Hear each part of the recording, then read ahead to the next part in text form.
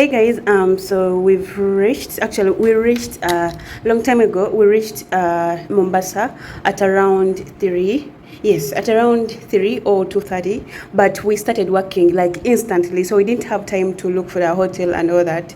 So what we did, we were supposed to book, but work took over, so we actually didn't manage. So I've just arrived.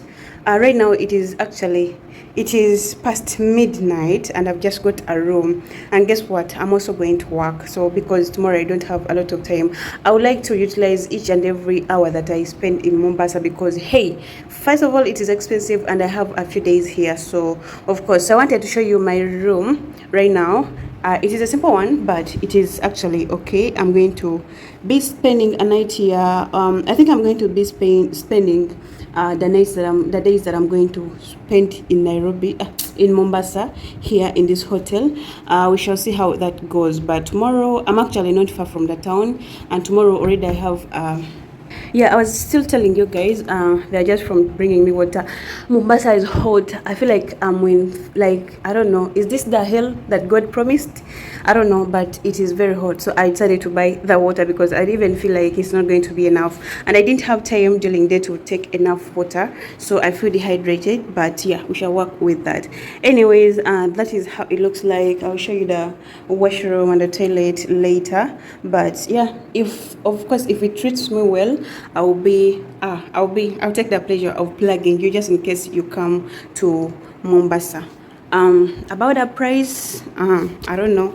You just have to make sure your wallet is okay because this is actually in Ugandan money.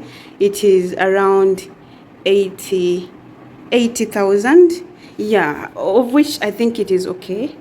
It is fine, but if you're not ready for that, of course you have to get another hotel that is not even close to, like, that is not in town.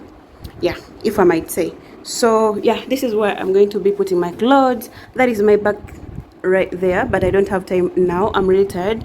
I just want to shower and do a little bit of work before I sleep, actually, because I don't have a lot of time here. Okay, so yeah, that's it. It is very hot, very, very, very hot. So we're going to shower and I'll see you tomorrow. Well, you shouldn't be asking yourself why I'm putting on that same outfit in this video, but I wanted to do it real quick and I want to reply to you all.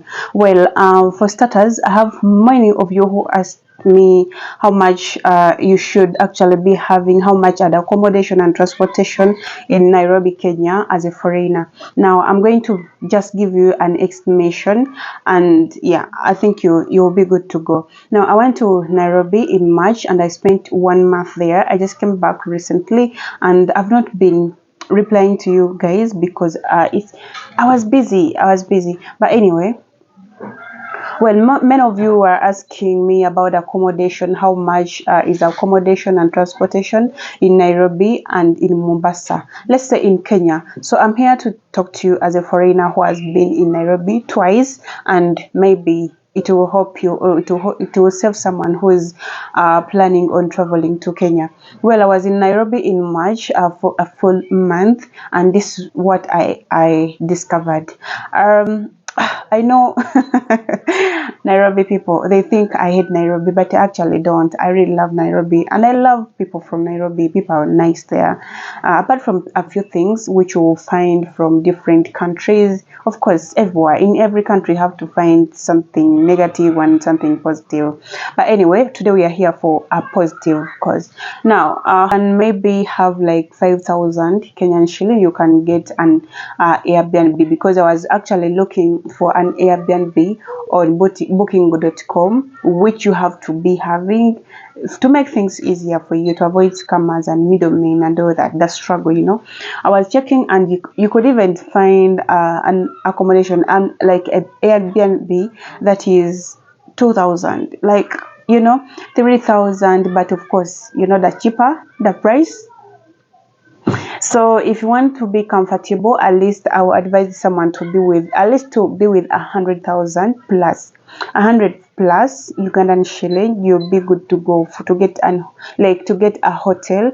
In most cases, if you have 100 or 150,000, you get you get a hotel room that comes with breakfast, and it comes with Wi-Fi. Though the hotel that I used in Nairobi, it had Wi-Fi but wasn't so strong, so I had to buy data and internet. I had to find ways of getting my internet, of which it is not actually expensive. It is very, very, very affordable in Nairobi to have and access internet, as long as you have the line, which is 100,000, yeah, 100 Kenyan shillings for you to get a line. It's not hard, as long as you have a passport or a national ID. So you should also think about that, to make things easier. Even when you're going to travel from one place to another or move from one place to another, you have to be having that line, of course, for better movement and all that. So you should be with 100 and 150 on, you'll be safe. However, you can also get accommodation that are below 100 Ugandan shillings. I'm talking about Ugandan shillings, okay? 100 Ugandan shillings below that, but they are not so good, especially when they're in town. But outside town, of course, you can get a good one at that price. I spent 4 days in Mombasa, and this is the thing. In Mombasa, like it or not, like, Mombasa is a busy city, and remember, it has a lot of like tourists, lots and lots of tourists. Okay, so you have to make sure, at least before you go there, you've booked your hotel, or you go as early as possible for you to move around and check those hotels, because in most cases, when they show you something on, like, online, when you reach there, you're going to find something different. For example, we had a scenario. We were checking on booking.com for like affordable hotels, and we saw this hotel. It was surrounded by, like, it was on a beach, it had water around, but when we reached there, like, it was looking nice on the, like, internet, but when we reached there, we had a small room. Actually, it was a big room, but it had decors. Like, there's no way I can go to for a vacation and then offer a trip and then I sleep in decors, and it was hot. Remember, Mombasa is hot, it is hot. So it was, yes, surrounded by water, the views were good, but inside it had decors, and not even these decors were in a room you're like 5 or 6 people. It had 20 plus people.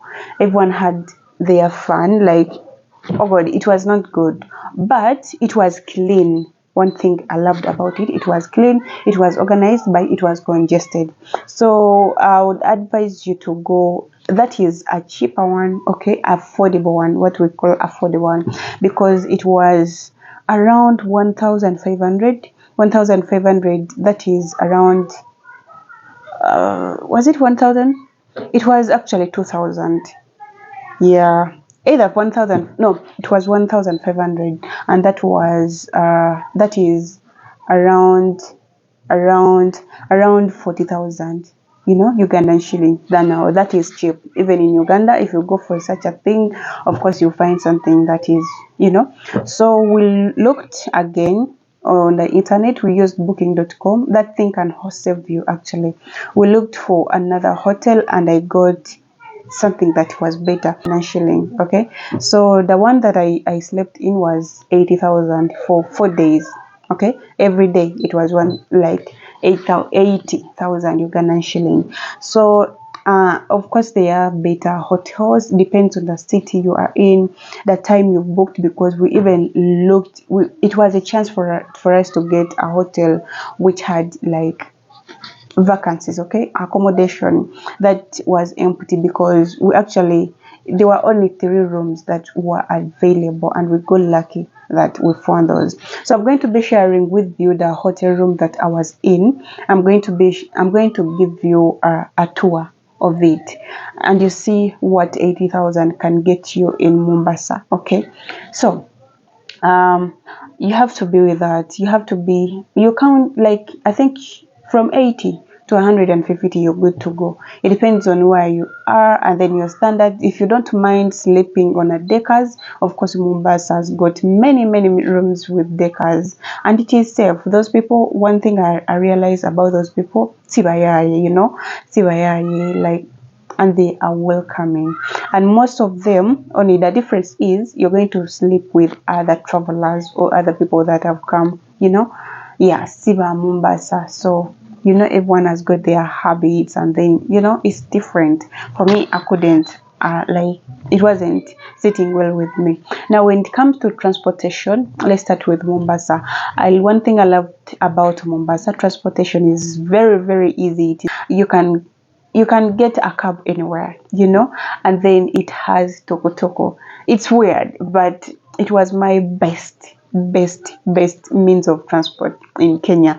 That was toko, because look, you get a tuk-tuk, it accommodates 3 people, and you get it, you sit alone and they take you, or you sit 2 or 3, it depends, and once you book it, ngoliomu, it will take you alone. Once you're 2, you can use that. Once you're 3, you can use that, but one thing I loved about them, they are comfortable, and I find that it is hot in Mombasa. It is really safe, very, very safe for you to use it, because you're going to be having fresh air. And even those are they called drivers? They are good. I never found someone who's bad. It's not like in Uganda where you can get a judge, you talk about money, and then and then they rechanga, so it was really different. It was a different experience. And they, of course, neja mutabakwata, so it was really good. It was inexpensive, it is budget friendly, it can take you anywhere, and of course, so transportation in Mombasa, it's not a problem. It's never a problem. You can get transportation everywhere and anywhere, so you can get cabs, anything, you can get it. But you have to really know, you have to be sharp, because of course, just like in any other country, like Uganda, like South Africa, if you're a foreigner, they will love to take advantage of you. Like, they can charge you double or they can triple the prices, just because they know you don't come from Nairobi or Kenya or Mombasa, so you don't know that cost. So you have to have those bargaining skills. But of course, most of them are good. Okay. Yeah, when it comes to transportation in Nairobi, it was kind of hard. It is kind of hard, because you have to go to in the center, just like no, like in Kampala, like to go anywhere in any other city, like you have to be in the city. You have to go in the city. That's why you can access cabs, you can access the matatus, but of course it is cheap. Transportation there, it is cheap. Transportation, accommodation, not so friendly, but it is compared to Uganda. It was really, really cost friendly. And then transportation, accommodation, and then internet. Kenya, it is really, really nice. So I'm going to show you my room, the room that I used for 4 days when I was in Mombasa, so that you can compare and contrast, just in case you're planning on going or traveling to Nairobi. I hope that information will be really relevant for you to access whatever you want to access in Kenya and Mombasa, in Nairobi and Mombasa. That's what I had for you today, and I hope you subscribe. I hope you like the video, and keep it locked on Shak My Love. A lot is coming. Bye.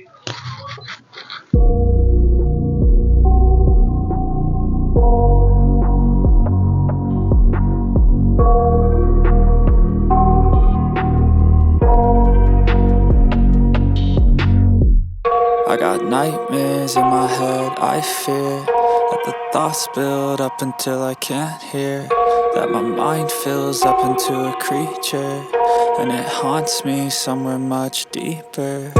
Anxiety, filling up every space, no privacy, and silently, it could build and build until you finally see, whoa, it's taking over, damn, no closure, moving closer, no exposure, I just wanna be a loner. Some can't stay